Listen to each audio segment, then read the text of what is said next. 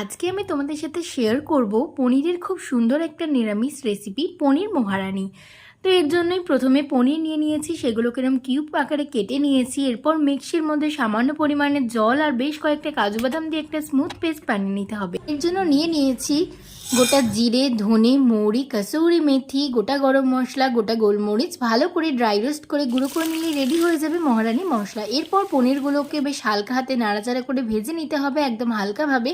সেই পনির ভাজার তেলে আমি গোটা গরম মশলা ফোড়ন দিয়ে আদা রসুন বাটা, টমেটো দিয়ে বেশ ভালো করে কষিয়ে নিয়েছি। এরপর ওর মধ্যে দিয়ে দিলাম কাঁচা লঙ্কা, জিরে গুঁড়ো আর মহারানি মশলা। এরপর দিয়ে দিলাম আমি ওর মধ্যে কাজু বাদামের পেস্ট, সামান্য পরিমাণ চিনি দিয়ে দিলাম আমি লিকুইড দুধ। এর মধ্যে দিয়ে দিলাম আমি চিলি ফ্লেক্স, যেটা খুব ভালো একটা ফ্লেভার দেয়।